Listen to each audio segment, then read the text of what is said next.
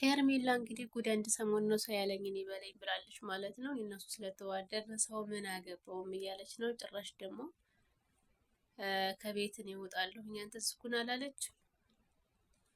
ጉድ እኮ ነው። ከቤት እስከ መውጣት ድረስ እኔ ሴት ነኝ አላለችም እንዴ? እሱ ወንድ ነው፣ እሱ የት መሆን ይችላልና እሷ እንዴት እኔ ሴት ነኝ መውጣት እችላለሁ ትላለች። ከዛ ሩታ ታስወጣዋለች። ከዚህ ደግሞ ተመልከቱ፣ እሷ ትቀበለዋለች። አብርሽ አንዴ ከዛ አንዴ ከዚህ። አብርሽ እንግዲህ እንዲህ ቀልድ አድርጎ ሄርሜላን አንቺን ይለማማለል የማታደርጊው ነገር የለም እያላት ነበር ማለት ነው። እሷም ዛሬ በጣም ተንቀባራሃል መሆንህ ነው እያለችው ነበረ። ግን እሱ እንደ ቀልድ አድርጎ ነው የነገራት ማለት ነው። ጋይስ ሰላም ውድና የተከበራችሁ ለዚህ ቻናል አዲስ ካላችሁ ሰብስክራይብ፣ ላይክ፣ ሸር እያደረጋችሁ አበረታቱኝ ውዶችዬ። አሁን ላይ እንግዲህ በግልጽ ማለት ነው በካሜራ ፊት ለፊት እንግዲህ እያስደነሳት ነበር ማለት ነው።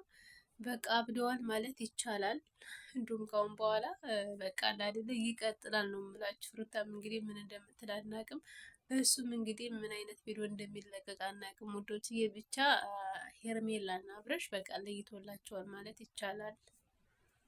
ሄርሜላ ግን ታይ እንደው እንደዚህ መረገጥ አይሰለችሽም? አብርሽ ቤት አጥቶ እንዲሁም ደግሞ ለቤት የሚከፍለው አጥቶ ብዙ ብር እየከፈልክ ነው። እንዲሁም ደግሞ የተሟላ እቃ የለውም ያለህበት ቤት። በቃ የሆቴል ምግብ ነው የምትበላው እና የኔ ቤት ነው ሞቅ ደመቅ ያለው። እዚህ ኩን በቃ ኧረ የሌለኩ እንደው ማለት ያለ አይደለም የተሰደብ ነው የምትፈልግ ማለት ነው። እና በጣም ከልክ በላይ እያበዛችሁ ስለሆነ ብቻ አላቅላት። በዚህ ልክ ሰው እንዲሰርባት ሰው እንዲሰርበው ይፈልጋል። ጉድ እኮ ነው። ሶፋ የለም፣ ቲቪ የለም ማለት አይተዋለች ማለት ነው።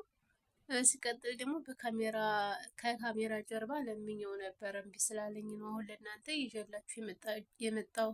ምን አገባን እኛ። ሲቀጥል አብርሽ እኛ እንደዛ አርግ ስላልነው ሊያረግ ነው ሊሰማን ነው። አብርሽ ባልተቀበላትም ምንም አታስቢ፣ ሁሉም ነገር የተሟላ ነው አመሰግናለሁ ብሎ ጥሏት ነው የሄደው ማለት ነው። ውርዴት ነው አንድ ጊዜ ማለት ነው። ኦዲየንሶች ወደው አይደለም ሄርሜላን ሰራተኛ አርጋት፣ ለሩታ ሰራተኛ አርጋት ይሉታልና አንዴ እየመጣሁ ምግብ ሰራልሃለሁ፣ ቡና አፈላልሃለሁ፣ እንዲርብህ አልፈልግም። እንግዲህ እንደውም ያጋዥ ምግብ ካልተመቸ እኔ እየመጣሁ ሰራልሃለሁ። ኧረ እንደው አሁን ታጋጅቱ አንቺ አርፈርግሽ ልትሰሪ። ለማንኛውም እንግዲህ እንዳየነው ፎቶውንም እንግዲህ ያን ፎቶ አምጥታ ቤቷ ገጭ አድርገዋለኝ ማለት ነው። ገይስ ያ ፎቶ ማለት ነው በጣም ያኔ ወዲያው እንዲህ የጀማመራቸው ሰሞን ነበር እና በጣም ያኔ ሶሻል ሚዲያ ላይ ምናምን በጣም ሲዘዋወር ነበር እና ሆ ብለው በቃ ያንን ነው አሳጥባ ምናምን የሰቀለችው ማለት ነው። አሁን ላይ በቃ ትኩረትን ለመሳብ የማታደርገው ነገር የለም ማለት ነው። ነገር ግን ምንም ሊሳካላት አልቻለም። አሁን ላይ እንግዲህ አብርሽ ወደ ቤቱ አስገብታ በቃ የሌለ ነገር ምናምን ነገሮች እንዲራዘሙ ነው የምትፈልግ ማለት ነው። እና እንደዛም ሆና ራሱ ሩታ በልጣታለች ማለት ይቻላል። ማለት ሩታ አትሰደብም በሁሉም ነገር በቪው እንዲሁም በሁሉም ነገር ያን ምንም ሄርሜላ አሁን ነው የመጣኝ በርግጥ ግን ደግሞ እንደምጠጧም ራሱ አልሄድላትም ሰብስክራይቡ። እንግዲህ እንዳየናት ሄርሜላ የሚያጫውታት ሀብታም ነው። የምትፈልገውን ነገር ማድረግ እንደምትችል በገንዘብ ነው። ያኔ ለምሳሌ ለአብርሽ የምትመካው በገንዘቧ ነው በሁሉም ነገር ማለት ነው። ያኔ ሩታ ስታስወጣው እሷ ቤት በማስገባት በመንከባከብ ምግብ በመስራት በቃ እንዲሁም ደግሞ ደላላ ይመስል ቤትን በማፈላለግ ሊሆን ይችላል። በቃ አብርሽን በመርዳት ማለት ነው። ያኔ አብርሽ ወንድ ነው፣ ምንም እርዳታ አያስፈልገውም።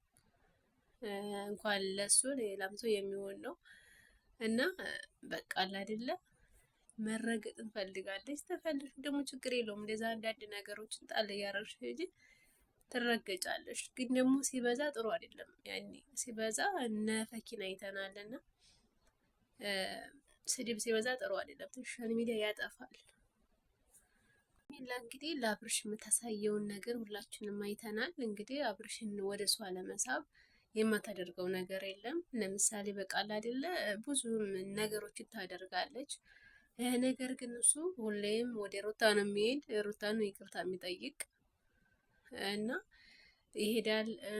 ሀሳብሽን መቼ ነው የምትቀይሩ ምናምን ይላታል። እሷም ደግሞ መቼም አልቀይርም ትለዋለች።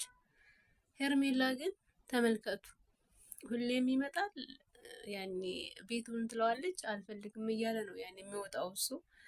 ሩታ ግን እሷ ናት የምታስወጣው። እና ሄርሜላ በዚህ መልኩ አብርሻኔ መቼም አብሯት አይሆንም። በእሷ ጥረት የሚሆን አይደለም። እሷ ግን በቃ ሰው ያለኝን ይበለኝ ብላለች ማለት ነው። በቃ ለይቶላታል ማለት ይቻላል።